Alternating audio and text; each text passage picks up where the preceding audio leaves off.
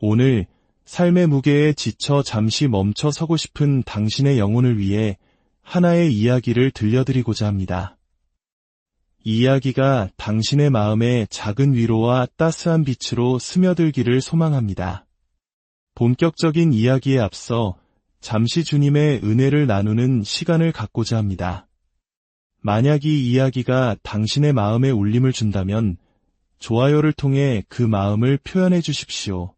그리고 이 채널에 구독을 눌러주시는 것은 우리가 계속해서 희망의 메시지를 전할 수 있도록 돕는 소중한 기도가 됩니다. 당신의 그 작은 손길이 어둠 속에 있는 또 다른 누군가에게 빛을 전하는 통로가 될 것입니다. 당신과 당신의 가정에 하나님의 평강이 가득하기를 축복합니다. 여러분, 저는 살면서 한 가지 깊은 진리를 깨달았습니다. 그것은 바로 인생이 참 고단하다는 것입니다. 삶은 종종 우리를 실망시키고 우리가 세운 계획대로 흘러가는 법이 거의 없습니다. 혹시 당신도 그런 경험을 해보지 않으셨나요? 사실 제 계획들은 제가 의도했던 대로 이루어지는 경우가 드물었습니다. 모든 것이 무너져 내리고 일이 틀어지며 믿었던 사람에게 상처를 받기도 합니다. 간절히 기도했던 것들조차 우리가 원하는 방식으로 응답받지 못할 때가 많습니다.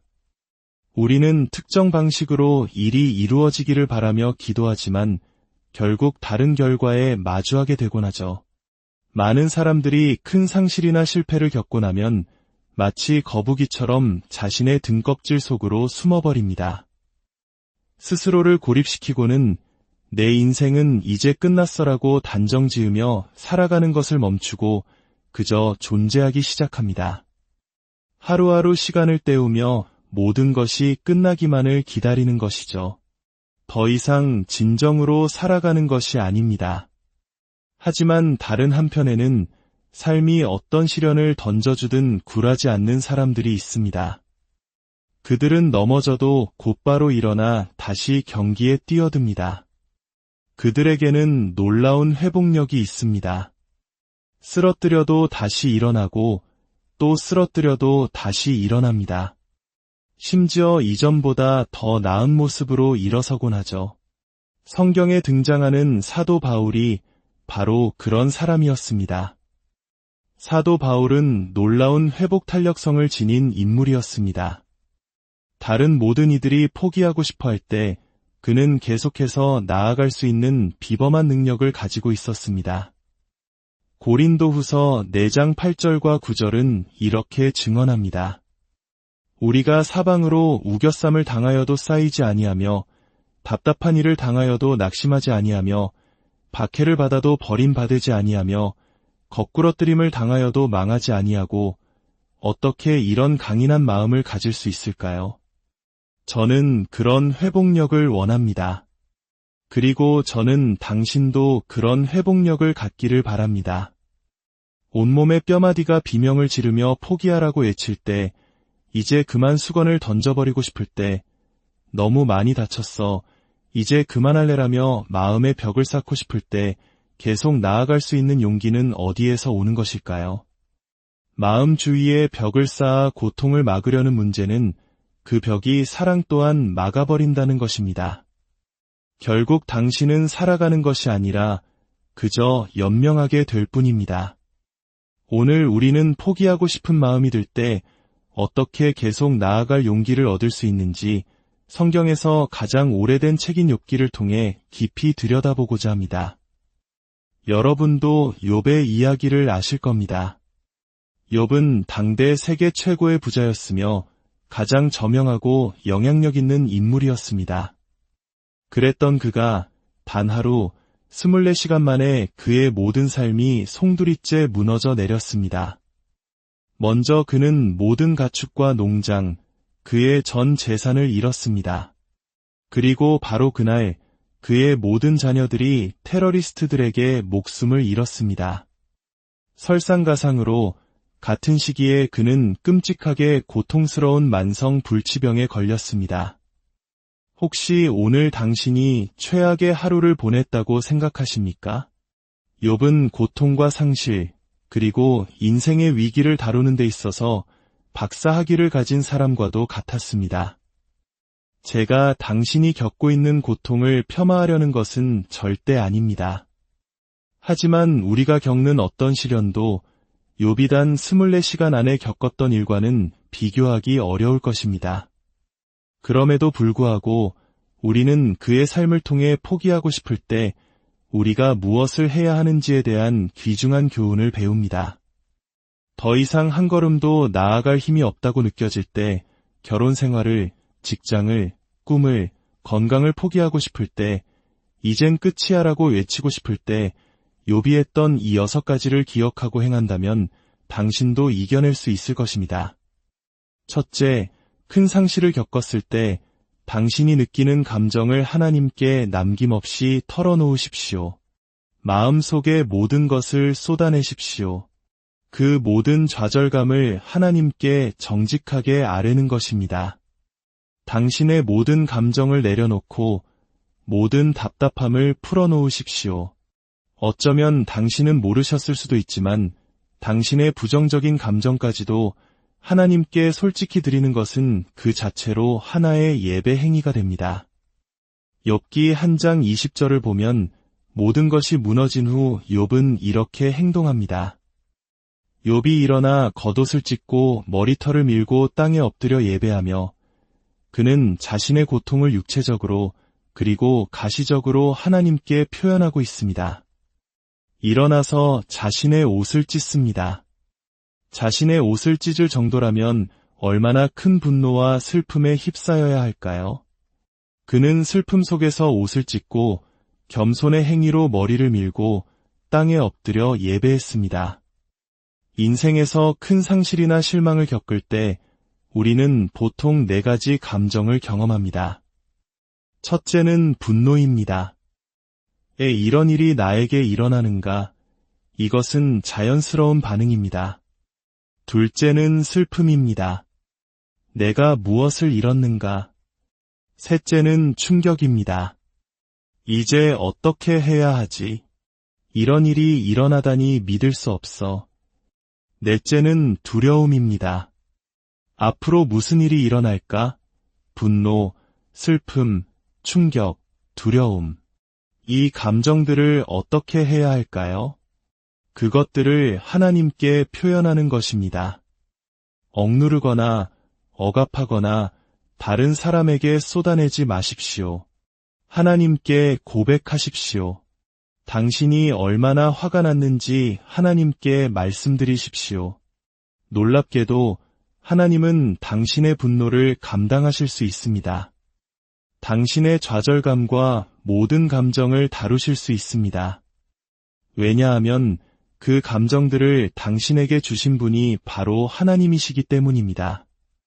우리가 감정을 가질 수 있는 유일한 이유는 우리가 하나님의 형상대로 만들어졌기 때문이며 하나님 또한 감정을 가지신 분이기 때문입니다. 하나님도 슬픔을 느끼시고 분노하시며 인내심의 한계를 느끼기도 하십니다.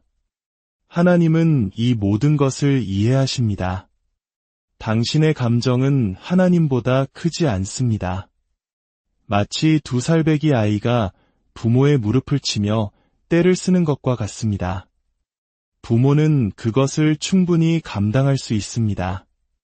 그러니 하나님께 당신이 어떻게 느끼는지 정확히 말씀드려도 괜찮습니다. 승진을 위해 기도했지만 이루어지지 않았을 때, 사랑하는 사람이 당신의 삶을 떠나고 배신당했을 때, 해고를 당하고 암입니다라는 끔찍한 전화를 받았을 때 이렇게 기도해도 괜찮습니다. 하나님, 저는 화가 나고 속상하고 지치고 좌절했습니다. 의심이 듭니다. 하나님은 당신의 불평과 질문, 두려움과 의심, 슬픔을 모두 감당하실 수 있습니다. 당신을 향한 하나님의 사랑은 당신의 모든 감정보다 크기 때문입니다. 욥기 7장 11절에서 욥은 이렇게 말합니다. 그런즉 내가 내 입을 금하지 아니하고 내 영혼의 아픔 때문에 말하며 내 마음의 괴로움 때문에 불평하리이다. 그는 말하지 않으면 터져버릴 것 같다고 고백합니다. 부정적인 감정을 삼키면 당신의 위장이 그것을 기억합니다. 하나님께 털어놓지 않으면 그것은 당신의 몸을 상하게 할 것입니다. 감정을 억누르는 것은 마치 탄산음료 병을 마구 흔드는 것과 같습니다. 지금 하나님께 털어놓지 않으면 그것은 언젠가 이상한 행동, 중독, 잘못된 관계, 혹은 다른 자기 파괴적인 방식으로 터져나올 것입니다. 어떤 식으로든 표현될 수밖에 없습니다. 둘째, 다른 사람들의 도움을 받아들이십시오. 하나님은 당신이 인생의 모든 고통과 상실, 스트레스를 혼자 감당하도록 의도하지 않으셨습니다. 우리는 서로를 위해 만들어졌고 서로가 필요합니다. 우리는 사회적 존재입니다. 하나님께서 에덴 동산에서 하신 첫 번째 말씀 중 하나는 사람이 혼자 사는 것이 좋지 아니하니 였습니다. 우리는 관계 속에서 살도록 창조되었습니다. 문제는 큰 실망을 겪을 때 우리는 그 사실을 아무에게도 말하고 싶어 하지 않는다는 것입니다. 상실을 경험하면 뒤로 물러나 스스로를 고립시키는 것이 인간의 자연스러운 반응입니다. 나 혼자 해결할 수 있어. 아무도 필요 없어. 하지만 그것은 아주 잘못된 생각입니다. 하나님께서는 바로 그 순간에 당신의 삶에 친구들이 필요하다고 말씀하십니다. 욥기 6장 14절은 이렇게 말합니다. 낙심한 자는 그의 친구로부터 동정을 받느니라. 비록 그가 전능자를 경외하기를 저버릴지라도. 저는 이 구절을 정말 사랑합니다. 하나님께서는 당신이 그 순간에 하나님을 믿지 않더라도 당신 곁을 지켜줄 좋은 친구들이 여전히 필요하다고 말씀하십니다. 진정한 친구는 모두가 떠나갈 때 곁으로 다가오는 사람입니다. 당신의 삶에 너무나 큰 고통이 찾아와 지금 당장은 하나님을 믿을 수조차 없어요. 라고 말하게 되는 순간이 올 수 있습니다. 그때 당신에게는 괜찮아, 우리가 너를 위해 하나님을 믿어줄게 라고 말해줄 친구들이 필요합니다. 지금은 믿음이 하나도 없어요. 의심으로 가득 차 있어요 라고 말할 때, 괜찮아, 우리가 너를 위해 믿음을 가질게. 이 순간 너를 위해 하나님을 신뢰할게 라고 말해줄 사람들이 필요합니다. 이것이 바로 신앙 공동체, 소그룹이 필요한 이유입니다. 소그룹은 안전망과도 같습니다. 위기가 닥쳤을 때 누가 당신을 붙잡아 주겠습니까? 데살로니가전서 5장 11절은 말합니다. 그러므로 피차 권면하고 서로 덕을 세우기를 너희가 하는 것 같이 하라. 서로의 짐을 지는 것은 하나님의 명령입니다. 셋째, 이해할 수 없는 일들에 대해서는 하나님의 주권을 신뢰하십시오. 살다 보면 도무지 이해할 수 없는 일들이 일어납니다. 하나님, 왜요? 라고 묻고 싶지만 지금 당장 그 답을 얻을 수는 없을 것입니다. 그러니 마음속에 이해할 수 없는 질문 상자를 하나 만드십시오. 하나님, 이것에 대해서는 나중에 천국에 가서 여쭤볼게요 라고 말하며 그 질문을 상자 안에 넣어두는 것입니다. 그리고 그 질문은 잠시 잊고 당신의 삶을 계속 살아가십시오. 당신이 가진 것으로 오늘 예수 그리스도를 위해 최선을 다하는 것입니다. 때로는 간절히 기도하지만 원하는 것을 얻지 못할 때가 있습니다. 사업의 성공을 위해, 결혼을 위해, 아이를 갖기 위해 눈물로 기도했지만 응답받지 못했을 때 우리는 하나님의 사랑을 의심하고 기도의 효능을 의심하는 유혹에 빠집니다. 그것은 정상적인 감정입니다. 욥조차도 기도의 효능을 의심했습니다. 욥기 21장 15절에서 그는 고통 속에서 이렇게 외칩니다. 전능자가 누구이기에 우리가 섬기며 우리가 그에게 기도한들 무슨 소용이 있으랴. 그러나 기억하십시오. 당신이 원하는 것을 얻지 못했다고 해서 하나님이 당신을 사랑하지 않는다는 뜻은 결코 아닙니다. 그것은 치명적인 오해입니다. 하나님이 당신을 얼마나 사랑하시는지 당신은 결코 다 이해하지 못할 것입니다. 당신은 하나님이 당신을 사랑하는 것을 멈추게 할 수 없습니다. 하나님은 사랑 그 자체이시기 때문입니다. 우리가 하나님의 사랑을 의심할 때 우리는 항상 문제에 빠지게 됩니다. 왜라고 묻는 것을 멈추고 이해할 수 없는 일들 속에서 하나님을 신뢰하는 네 번째 단계로 나아가야 합니다. 사실 하나님은 항상 기도에 응답하십니다. 언제나요.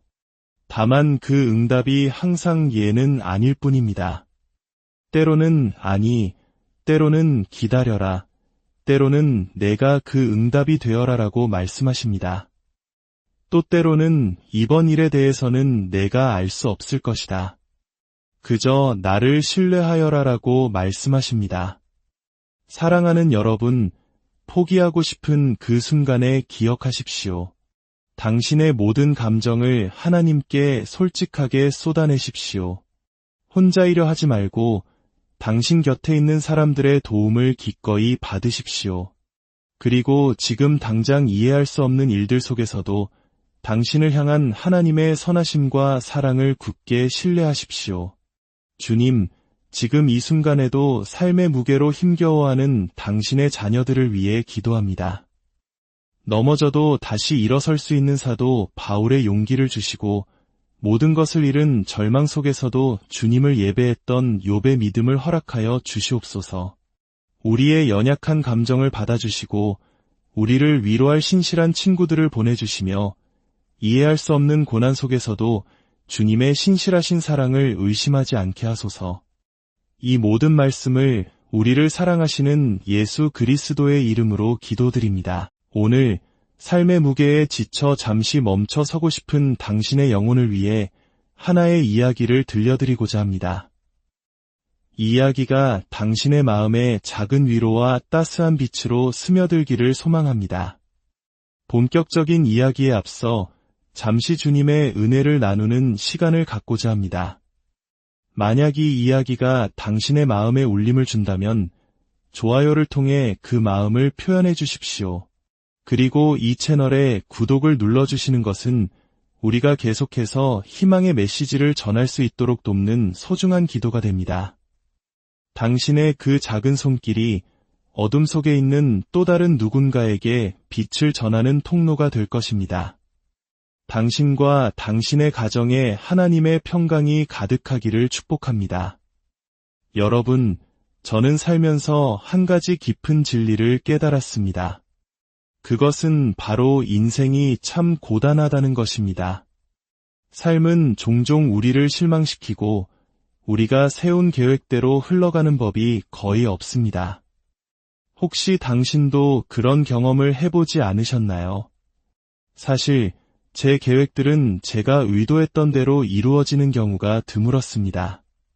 모든 것이 무너져 내리고 일이 틀어지며 믿었던 사람에게 상처를 받기도 합니다.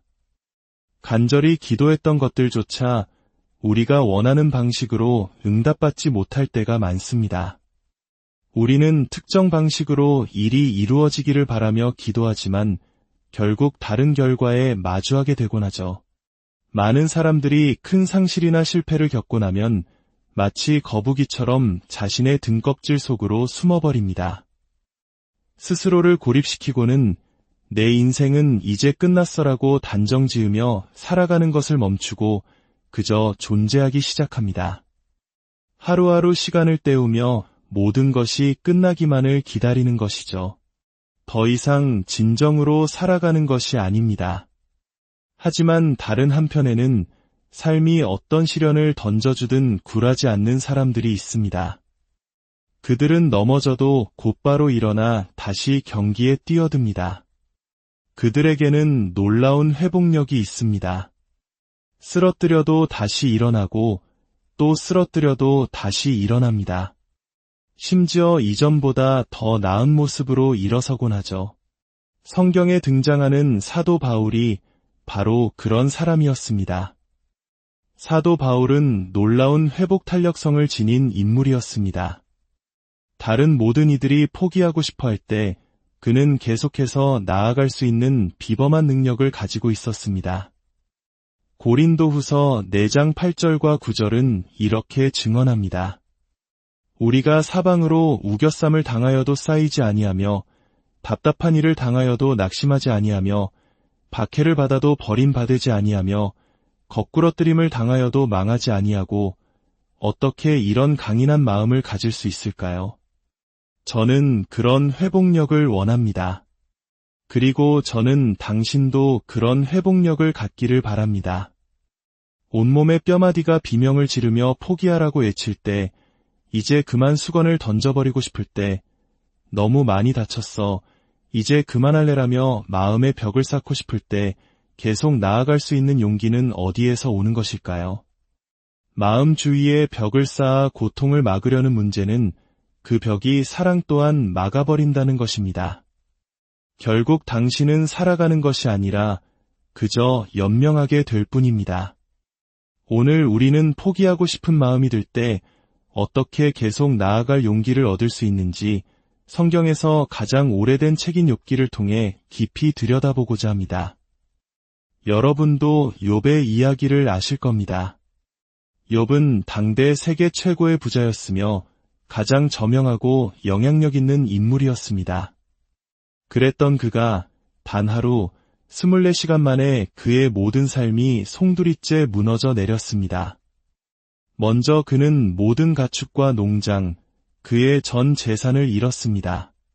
그리고 바로 그날 그의 모든 자녀들이 테러리스트들에게 목숨을 잃었습니다. 설상가상으로 같은 시기에 그는 끔찍하게 고통스러운 만성 불치병에 걸렸습니다. 혹시 오늘 당신이 최악의 하루를 보냈다고 생각하십니까? 욥은 고통과 상실, 그리고 인생의 위기를 다루는 데 있어서 박사학위를 가진 사람과도 같았습니다. 제가 당신이 겪고 있는 고통을 폄하하려는 것은 절대 아닙니다. 하지만 우리가 겪는 어떤 시련도 욥이 단 24시간 안에 겪었던 일과는 비교하기 어려울 것입니다. 그럼에도 불구하고 우리는 그의 삶을 통해 포기하고 싶을 때 우리가 무엇을 해야 하는지에 대한 귀중한 교훈을 배웁니다. 더 이상 한 걸음도 나아갈 힘이 없다고 느껴질 때 결혼 생활을, 직장을, 꿈을, 건강을 포기하고 싶을 때, 이젠 끝이야라고 외치고 싶을 때 욥이 했던 이 6가지를 기억하고 행한다면 당신도 이겨낼 수 있을 것입니다. 첫째, 큰 상실을 겪었을 때 당신이 느끼는 감정을 하나님께 남김없이 털어놓으십시오. 마음속의 모든 것을 쏟아내십시오. 그 모든 좌절감을 하나님께 정직하게 아뢰는 것입니다. 당신의 모든 감정을 내려놓고 모든 답답함을 풀어놓으십시오. 어쩌면 당신은 모르셨을 수도 있지만 당신의 부정적인 감정까지도 하나님께 솔직히 드리는 것은 그 자체로 하나의 예배 행위가 됩니다. 욥기 1장 20절을 보면 모든 것이 무너진 후 욥은 이렇게 행동합니다. 욥이 일어나 겉옷을 찢고 머리털을 밀고 땅에 엎드려 예배하며 그는 자신의 고통을 육체적으로 그리고 가시적으로 하나님께 표현하고 있습니다. 일어나서 자신의 옷을 찢습니다. 자신의 옷을 찢을 정도라면 얼마나 큰 분노와 슬픔에 휩싸여야 할까요? 그는 슬픔 속에서 옷을 찢고 겸손의 행위로 머리를 밀고 땅에 엎드려 예배했습니다. 인생에서 큰 상실이나 실망을 겪을 때 우리는 보통 4가지 감정을 경험합니다. 첫째는 분노입니다. 이런 일이 나에게 일어나는가? 이것은 자연스러운 반응입니다. 둘째는 슬픔입니다. 내가 무엇을 잃었는가?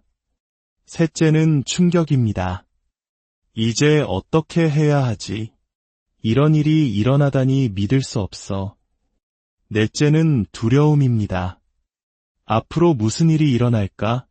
분노, 슬픔, 충격, 두려움. 이 감정들을 어떻게 해야 할까요? 그것들을 하나님께 표현하는 것입니다. 억누르거나 억압하거나 다른 사람에게 쏟아내지 마십시오. 하나님께 고백하십시오. 당신이 얼마나 화가 났는지 하나님께 말씀드리십시오. 놀랍게도 하나님은 당신의 분노를 감당하실 수 있습니다.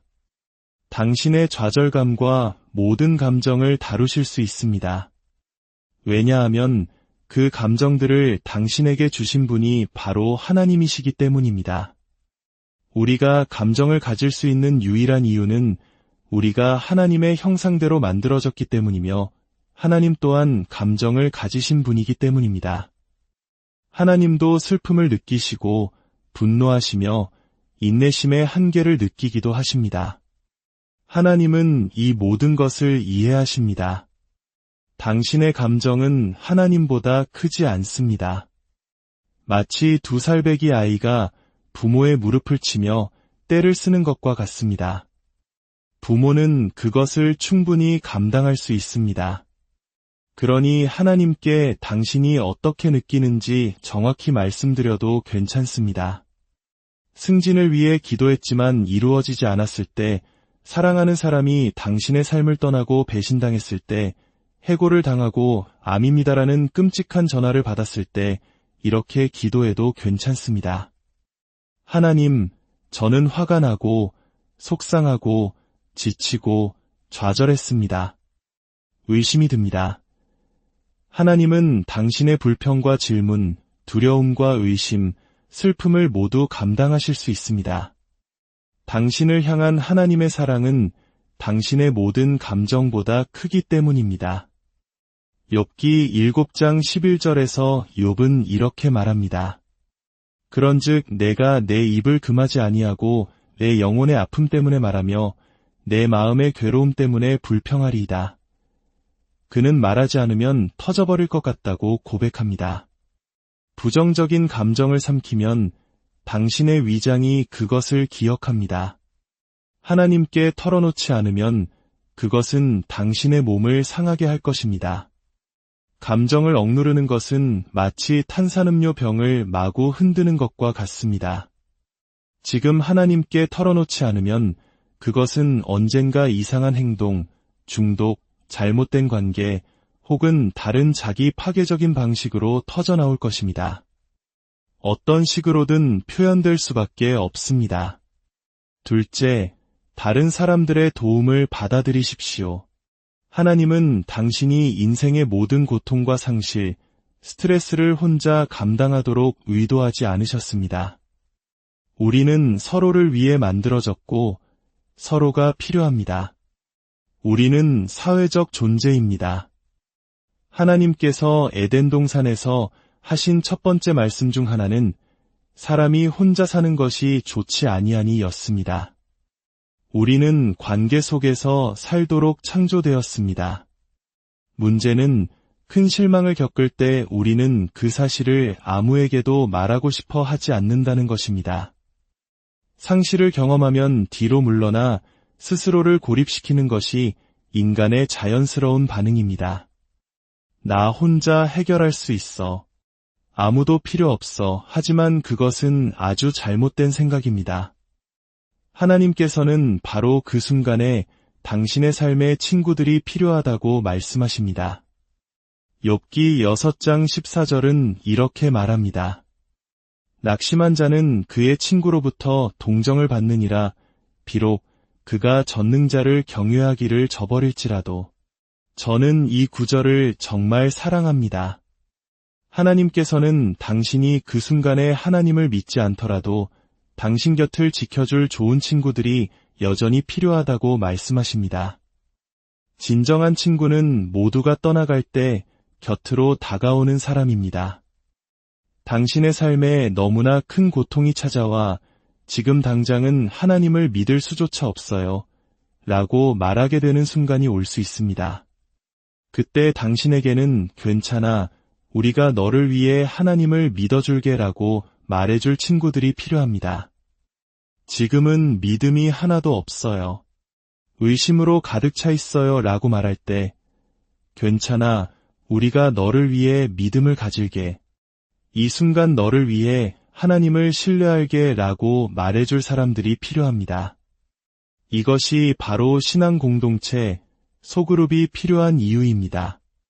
소그룹은 안전망과도 같습니다. 위기가 닥쳤을 때 누가 당신을 붙잡아 주겠습니까? 데살로니가전서 5장 11절은 말합니다. 그러므로 피차 권면하고 서로 덕을 세우기를 너희가 하는 것 같이 하라. 서로의 짐을 지는 것은 하나님의 명령입니다. 셋째, 이해할 수 없는 일들에 대해서는 하나님의 주권을 신뢰하십시오. 살다 보면 도무지 이해할 수 없는 일들이 일어납니다. 하나님, 왜요? 라고 묻고 싶지만 지금 당장 그 답을 얻을 수는 없을 것입니다. 그러니 마음속에 이해할 수 없는 질문 상자를 하나 만드십시오. 하나님, 이것에 대해서는 나중에 천국에 가서 여쭤볼게요 라고 말하며 그 질문을 상자 안에 넣어두는 것입니다. 그리고 그 질문은 잠시 잊고 당신의 삶을 계속 살아가십시오. 당신이 가진 것으로 오늘 예수 그리스도를 위해 최선을 다하는 것입니다. 때로는 간절히 기도하지만 원하는 것을 얻지 못할 때가 있습니다. 사업의 성공을 위해, 결혼을 위해, 아이를 갖기 위해 눈물로 기도했지만 응답받지 못했을 때 우리는 하나님의 사랑을 의심하고 기도의 효능을 의심하는 유혹에 빠집니다. 그것은 정상적인 감정입니다. 욥조차도 기도의 효능을 의심했습니다. 욥기 21장 15절에서 그는 고통 속에서 이렇게 외칩니다. 전능자가 누구이기에 우리가 섬기며 우리가 그에게 기도한들 무슨 소용이 있으랴. 그러나 기억하십시오. 당신이 원하는 것을 얻지 못했다고 해서 하나님이 당신을 사랑하지 않는다는 뜻은 결코 아닙니다. 그것은 치명적인 오해입니다. 하나님이 당신을 얼마나 사랑하시는지 당신은 결코 다 이해하지 못할 것입니다.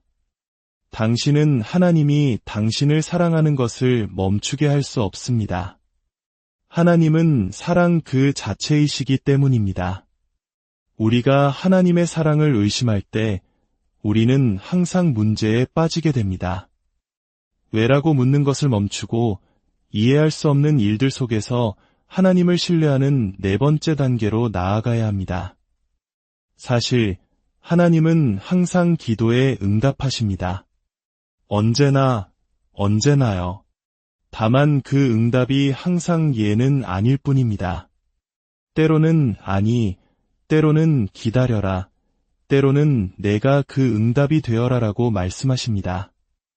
또 때로는 이번 일에 대해서는 내가 알 수 없을 것이다. 그저 나를 신뢰하여라라고 말씀하십니다. 사랑하는 여러분, 포기하고 싶은 그 순간에 기억하십시오. 당신의 모든 감정을 하나님께 솔직하게 쏟아내십시오. 혼자이려 하지 말고 당신 곁에 있는 사람들의 도움을 기꺼이 받으십시오. 그리고 지금 당장 이해할 수 없는 일들 속에서도 당신을 향한 하나님의 선하심과 사랑을 굳게 신뢰하십시오.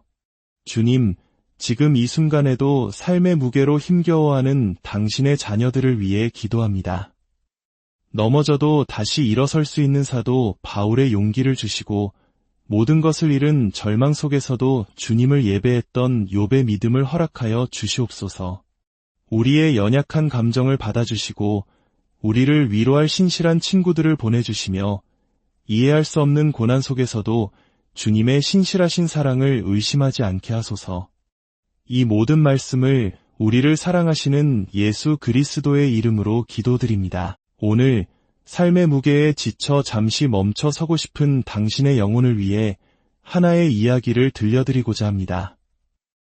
이 이야기가 당신의 마음에 작은 위로와 따스한 빛으로 스며들기를 소망합니다. 본격적인 이야기에 앞서 잠시 주님의 은혜를 나누는 시간을 갖고자 합니다. 만약 이 이야기가 당신의 마음에 울림을 준다면 좋아요를 통해 그 마음을 표현해 주십시오. 그리고 이 채널에 구독을 눌러주시는 것은 우리가 계속해서 희망의 메시지를 전할 수 있도록 돕는 소중한 기도가 됩니다. 당신의 그 작은 손길이 어둠 속에 있는 또 다른 누군가에게 빛을 전하는 통로가 될 것입니다. 당신과 당신의 가정에 하나님의 평강이 가득하기를 축복합니다. 여러분, 저는 살면서 한 가지 깊은 진리를 깨달았습니다. 그것은 바로 인생이 참 고단하다는 것입니다. 삶은 종종 우리를 실망시키고 우리가 세운 계획대로 흘러가는 법이 거의 없습니다. 혹시 당신도 그런 경험을 해보지 않으셨나요? 사실 제 계획들은 제가 의도했던 대로 이루어지는 경우가 드물었습니다. 모든 것이 무너져 내리고 일이 틀어지며 믿었던 사람에게 상처를 받기도 합니다. 간절히 기도했던 것들조차 우리가 원하는 방식으로 응답받지 못할 때가 많습니다. 우리는 특정 방식으로 일이 이루어지기를 바라며 기도하지만 결국 다른 결과에 마주하게 되곤 하죠. 많은 사람들이 큰 상실이나 실패를 겪고 나면 마치 거북이처럼 자신의 등껍질 속으로 숨어버립니다. 스스로를 고립시키고는 내 인생은 이제 끝났어라고 단정 지으며 살아가는 것을 멈추고 그저 존재하기 시작합니다. 하루하루 시간을 때우며 모든 것이 끝나기만을 기다리는 것이죠. 더 이상 진정으로 살아가는 것이 아닙니다. 하지만 다른 한편에는 삶이 어떤 시련을 던져주든 굴하지 않는 사람들이 있습니다. 그들은 넘어져도 곧바로 일어나 다시 경기에 뛰어듭니다. 그들에게는 놀라운 회복력이 있습니다. 쓰러뜨려도 다시 일어나고 또 쓰러뜨려도 다시 일어납니다. 심지어 이전보다 더 나은 모습으로 일어서곤 하죠. 성경에 등장하는 사도 바울이 바로 그런 사람이었습니다. 사도 바울은 놀라운 회복 탄력성을 지닌 인물이었습니다. 다른 모든 이들이 포기하고 싶어 할 때 그는 계속해서 나아갈 수 있는 비범한 능력을 가지고 있었습니다.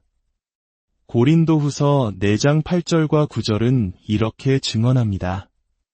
우리가 사방으로 우겨쌈을 당하여도 쌓이지 아니하며 답답한 일을 당하여도 낙심하지 아니하며 박해를 받아도 버림받지 아니하며 거꾸러뜨림을 당하여도 망하지 아니하고 어떻게 이런 강인한 마음을 가질 수 있을까요?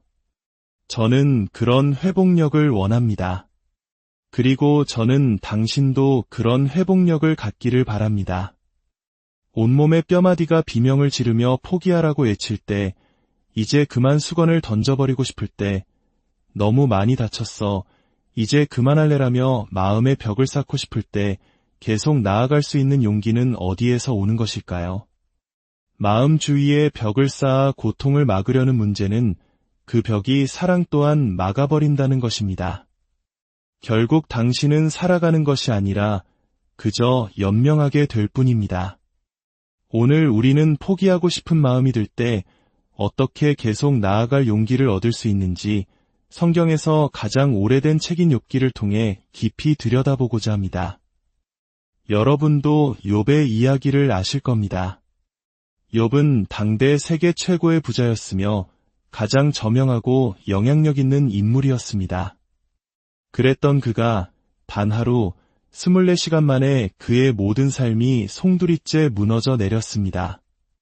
먼저 그는 모든 가축과 농장, 그의 전 재산을 잃었습니다. 그리고 바로 그날 그의 모든 자녀들이 테러리스트들에게 목숨을 잃었습니다. 설상가상으로 같은 시기에 그는 끔찍하게 고통스러운 만성 불치병에 걸렸습니다. 혹시 오늘 당신이 최악의 하루를 보냈다고 생각하십니까? 욥은 고통과 상실, 그리고 인생의 위기를 다루는 데 있어서 박사학위를 가진 사람과도 같았습니다. 제가 당신이 겪고 있는 고통을 폄하하려는 것은 절대 아닙니다. 하지만 우리가 겪는 어떤 시련도 욥이 단 24시간 안에 겪었던 일과는 비교하기 어려울 것입니다.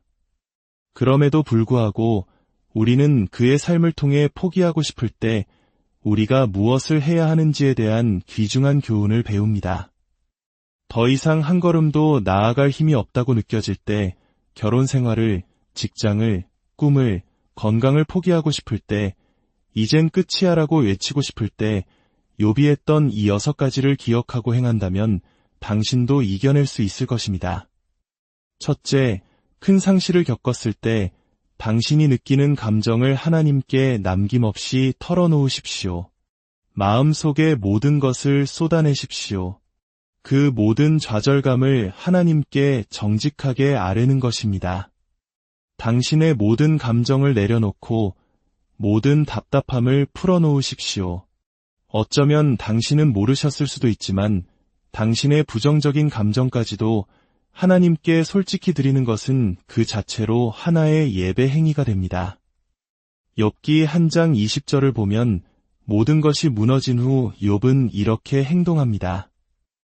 욥이 일어나 겉옷을 찢고 머리털을 밀고 땅에 엎드려 예배하며 그는 자신의 고통을 육체적으로 그리고 가시적으로 하나님께 표현하고 있습니다. 일어나서 자신의 옷을 찢습니다. 자신의 옷을 찢을 정도라면 얼마나 큰 분노와 슬픔에 휩싸여야 할까요? 그는 슬픔 속에서 옷을 찢고 겸손의 행위로 머리를 밀고 땅에 엎드려 예배했습니다.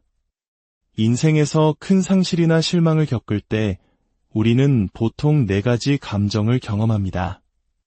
첫째는 분노입니다. 이런 일이 나에게 일어나는가? 이것은 자연스러운 반응입니다. 둘째는 슬픔입니다. 내가 무엇을 잃었는가? 셋째는 충격입니다. 이제 어떻게 해야 하지? 이런 일이 일어나다니 믿을 수 없어. 넷째는 두려움입니다. 앞으로 무슨 일이 일어날까? 분노, 슬픔, 충격, 두려움. 이 감정들을 어떻게 해야 할까요? 그것들을 하나님께 표현하는 것입니다. 억누르거나 억압하거나 다른 사람에게 쏟아내지 마십시오. 하나님께 고백하십시오. 당신이 얼마나 화가 났는지 하나님께 말씀드리십시오. 놀랍게도 하나님은 당신의 분노를 감당하실 수 있습니다. 당신의 좌절감과 모든 감정을 다루실 수 있습니다. 왜냐하면 그 감정들을 당신에게 주신 분이 바로 하나님이시기 때문입니다. 우리가 감정을 가질 수 있는 유일한 이유는 우리가 하나님의 형상대로 만들어졌기 때문이며 하나님 또한 감정을 가지신 분이기 때문입니다. 하나님도 슬픔을 느끼시고 분노하시며 인내심의 한계를 느끼기도 하십니다. 하나님은 이 모든 것을 이해하십니다. 당신의 감정은 하나님보다 크지 않습니다. 마치 2살배기 아이가 부모의 무릎을 치며 떼를 쓰는 것과 같습니다. 부모는 그것을 충분히 감당할 수 있습니다. 그러니 하나님께 당신이 어떻게 느끼는지 정확히 말씀드려도 괜찮습니다. 승진을 위해 기도했지만 이루어지지 않았을 때, 사랑하는 사람이 당신의 삶을 떠나고 배신당했을 때, 해고를 당하고 암입니다라는 끔찍한 전화를 받았을 때 이렇게 기도해도 괜찮습니다. 하나님, 저는 화가 나고 속상하고 지치고 좌절했습니다. 의심이 듭니다. 하나님은 당신의 불평과 질문, 두려움과 의심, 슬픔을 모두 감당하실 수 있습니다. 당신을 향한 하나님의 사랑은 당신의 모든 감정보다 크기 때문입니다. 욥기 7장 11절에서 욥은 이렇게 말합니다. 그런즉 내가 내 입을 금하지 아니하고 내 영혼의 아픔 때문에 말하며 내 마음의 괴로움 때문에 불평하리이다. 그는 말하지 않으면 터져버릴 것 같다고 고백합니다. 부정적인 감정을 삼키면 당신의 위장이 그것을 기억합니다. 하나님께 털어놓지 않으면 그것은 당신의 몸을 상하게 할 것입니다. 감정을 억누르는 것은 마치 탄산음료 병을 마구 흔드는 것과 같습니다. 지금 하나님께 털어놓지 않으면 그것은 언젠가 이상한 행동, 중독, 잘못된 관계, 혹은 다른 자기 파괴적인 방식으로 터져나올 것입니다. 어떤 식으로든 표현될 수밖에 없습니다. 둘째, 다른 사람들의 도움을 받아들이십시오. 하나님은 당신이 인생의 모든 고통과 상실, 스트레스를 혼자 감당하도록 의도하지 않으셨습니다. 우리는 서로를 위해 만들어졌고 서로가 필요합니다. 우리는 사회적 존재입니다. 하나님께서 에덴 동산에서 하신 첫 번째 말씀 중 하나는 사람이 혼자 사는 것이 좋지 아니하니였습니다.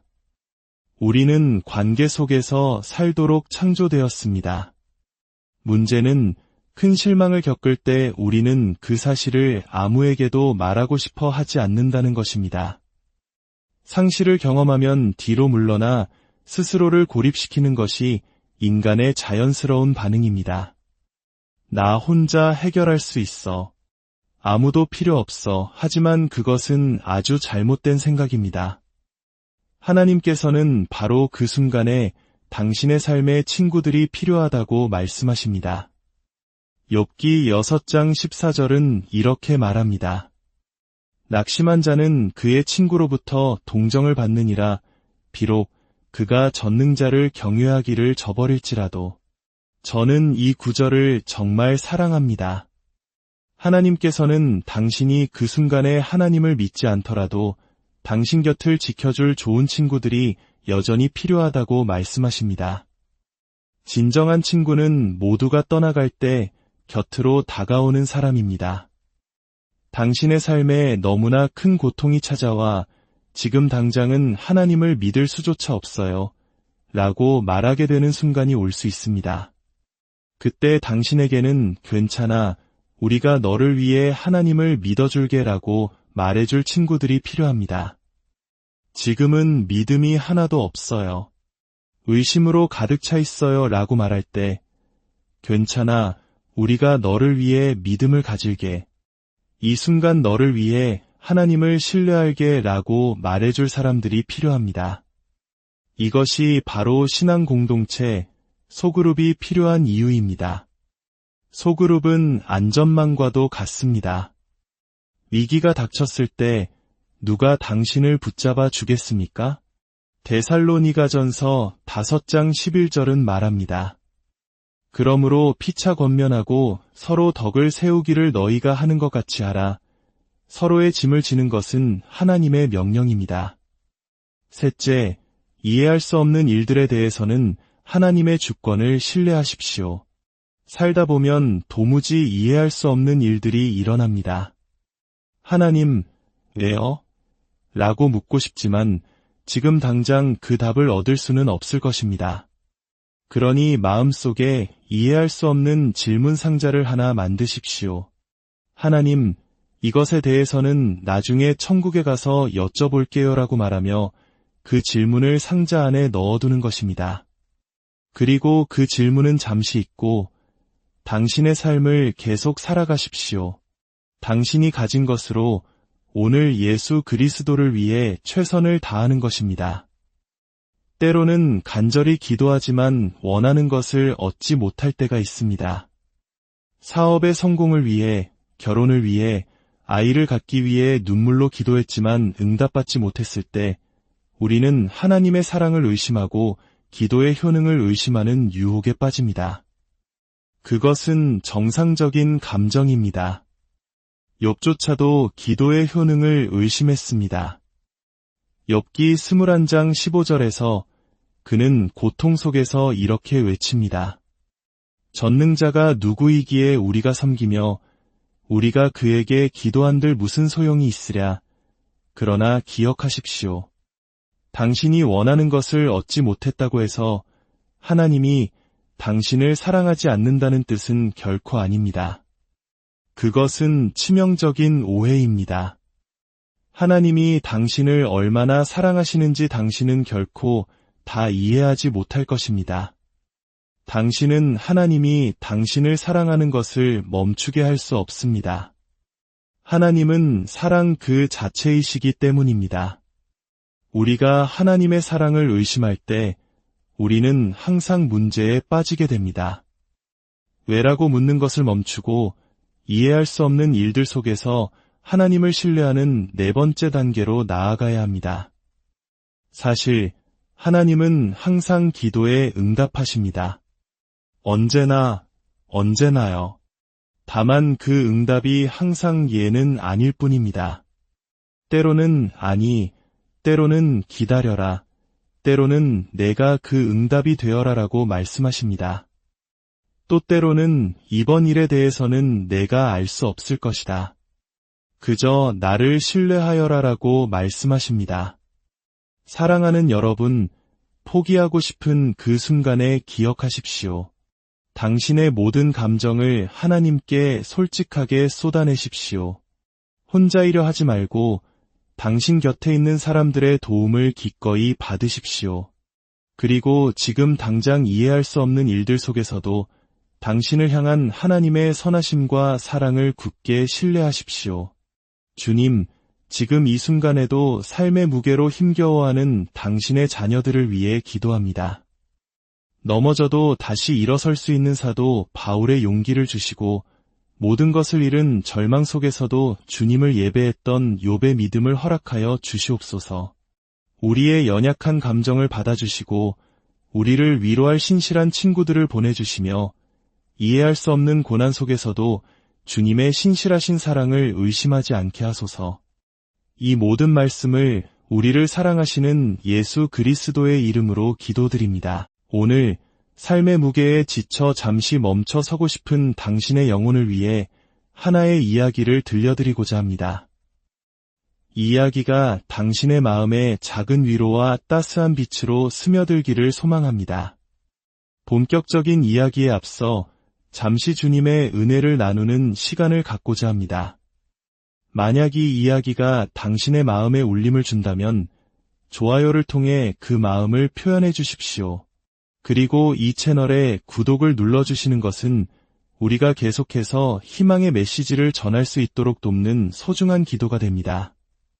당신의 그 작은 손길이 어둠 속에 있는 또 다른 누군가에게 빛을 전하는 통로가 될 것입니다. 당신과 당신의 가정에 하나님의 평강이 가득하기를 축복합니다. 여러분, 저는 살면서 한 가지 깊은 진리를 깨달았습니다. 그것은 바로 인생이 참 고단하다는 것입니다. 삶은 종종 우리를 실망시키고 우리가 세운 계획대로 흘러가는 법이 거의 없습니다. 혹시 당신도 그런 경험을 해보지 않으셨나요? 사실 제 계획들은 제가 의도했던 대로 이루어지는 경우가 드물었습니다. 모든 것이 무너져 내리고 일이 틀어지며 믿었던 사람에게 상처를 받기도 합니다. 간절히 기도했던 것들조차 우리가 원하는 방식으로 응답받지 못할 때가 많습니다. 우리는 특정 방식으로 일이 이루어지기를 바라며 기도하지만 결국 다른 결과에 마주하게 되곤 하죠. 많은 사람들이 큰 상실이나 실패를 겪고 나면 마치 거북이처럼 자신의 등껍질 속으로 숨어버립니다. 스스로를 고립시키고는 내 인생은 이제 끝났어라고 단정지으며 살아가는 것을 멈추고 그저 존재하기 시작합니다. 하루하루 시간을 때우며 모든 것이 끝나기만을 기다리는 것이죠. 더 이상 진정으로 살아가는 것이 아닙니다. 하지만 다른 한편에는 삶이 어떤 시련을 던져주든 굴하지 않는 사람들이 있습니다. 그들은 넘어져도 곧바로 일어나 다시 경기에 뛰어듭니다. 그들에게는 놀라운 회복력이 있습니다. 쓰러뜨려도 다시 일어나고 또 쓰러뜨려도 다시 일어납니다. 심지어 이전보다 더 나은 모습으로 일어서곤 하죠. 성경에 등장하는 사도 바울이 바로 그런 사람이었습니다. 사도 바울은 놀라운 회복 탄력성을 지닌 인물이었습니다. 다른 모든 이들이 포기하고 싶어 할 때 그는 계속해서 나아갈 수 있는 비범한 능력을 가지고 있었습니다. 고린도후서 4장 8절과 9절은 이렇게 증언합니다. 우리가 사방으로 우겨쌈을 당하여도 쌓이지 아니하며 답답한 일을 당하여도 낙심하지 아니하며 박해를 받아도 버림받지 아니하며 거꾸러뜨림을 당하여도 망하지 아니하고 어떻게 이런 강인한 마음을 가질 수 있을까요? 저는 그런 회복력을 원합니다. 그리고 저는 당신도 그런 회복력을 갖기를 바랍니다. 온몸의 뼈마디가 비명을 지르며 포기하라고 외칠 때, 이제 그만 수건을 던져버리고 싶을 때, 너무 많이 다쳤어, 이제 그만할래라며 마음의 벽을 쌓고 싶을 때 계속 나아갈 수 있는 용기는 어디에서 오는 것일까요? 마음 주위에 벽을 쌓아 고통을 막으려는 문제는 그 벽이 사랑 또한 막아버린다는 것입니다. 결국 당신은 살아가는 것이 아니라 그저 연명하게 될 뿐입니다. 오늘 우리는 포기하고 싶은 마음이 들 때 어떻게 계속 나아갈 용기를 얻을 수 있는지 성경에서 가장 오래된 책인 욥기를 통해 깊이 들여다보고자 합니다. 여러분도 욥의 이야기를 아실 겁니다. 욥은 당대 세계 최고의 부자였으며 가장 저명하고 영향력 있는 인물이었습니다. 그랬던 그가 단 하루 24시간 만에 그의 모든 삶이 송두리째 무너져 내렸습니다. 먼저 그는 모든 가축과 농장, 그의 전 재산을 잃었습니다. 그리고 바로 그날 그의 모든 자녀들이 테러리스트들에게 목숨을 잃었습니다. 설상가상으로 같은 시기에 그는 끔찍하게 고통스러운 만성 불치병에 걸렸습니다. 혹시 오늘 당신이 최악의 하루를 보냈다고 생각하십니까? 욥은 고통과 상실, 그리고 인생의 위기를 다루는 데 있어서 박사학위를 가진 사람과도 같았습니다. 제가 당신이 겪고 있는 고통을 폄하하려는 것은 절대 아닙니다. 하지만 우리가 겪는 어떤 시련도 욥이 단 24시간 안에 겪었던 일과는 비교하기 어려울 것입니다. 그럼에도 불구하고 우리는 그의 삶을 통해 포기하고 싶을 때 우리가 무엇을 해야 하는지에 대한 귀중한 교훈을 배웁니다. 더 이상 한 걸음도 나아갈 힘이 없다고 느껴질 때 결혼 생활을, 직장을, 꿈을, 건강을 포기하고 싶을 때, 이젠 끝이야라고 외치고 싶을 때 욥이 했던 이 6가지를 기억하고 행한다면 당신도 이겨낼 수 있을 것입니다. 첫째, 큰 상실을 겪었을 때 당신이 느끼는 감정을 하나님께 남김없이 털어놓으십시오. 마음속의 모든 것을 쏟아내십시오. 그 모든 좌절감을 하나님께 정직하게 아뢰는 것입니다. 당신의 모든 감정을 내려놓고 모든 답답함을 풀어놓으십시오. 어쩌면 당신은 모르셨을 수도 있지만 당신의 부정적인 감정까지도 하나님께 솔직히 드리는 것은 그 자체로 하나의 예배 행위가 됩니다. 욥기 1장 20절을 보면 모든 것이 무너진 후 욥은 이렇게 행동합니다. 욥이 일어나 겉옷을 찢고 머리털을 밀고 땅에 엎드려 예배하며 그는 자신의 고통을 육체적으로 그리고 가시적으로 하나님께 표현하고 있습니다. 일어나서 자신의 옷을 찢습니다. 자신의 옷을 찢을 정도라면 얼마나 큰 분노와 슬픔에 휩싸여야 할까요? 그는 슬픔 속에서 옷을 찢고 겸손의 행위로 머리를 밀고 땅에 엎드려 예배했습니다. 인생에서 큰 상실이나 실망을 겪을 때 우리는 보통 4가지 감정을 경험합니다. 첫째는 분노입니다. 이런 일이 나에게 일어나는가? 이것은 자연스러운 반응입니다. 둘째는 슬픔입니다. 내가 무엇을 잃었는가? 셋째는 충격입니다. 이제 어떻게 해야 하지? 이런 일이 일어나다니 믿을 수 없어. 넷째는 두려움입니다. 앞으로 무슨 일이 일어날까? 분노, 슬픔, 충격, 두려움. 이 감정들을 어떻게 해야 할까요? 그것들을 하나님께 표현하는 것입니다. 억누르거나 억압하거나 다른 사람에게 쏟아내지 마십시오. 하나님께 고백하십시오. 당신이 얼마나 화가 났는지 하나님께 말씀드리십시오. 놀랍게도 하나님은 당신의 분노를 감당하실 수 있습니다. 당신의 좌절감과 모든 감정을 다루실 수 있습니다. 왜냐하면 그 감정들을 당신에게 주신 분이 바로 하나님이시기 때문입니다. 우리가 감정을 가질 수 있는 유일한 이유는 우리가 하나님의 형상대로 만들어졌기 때문이며 하나님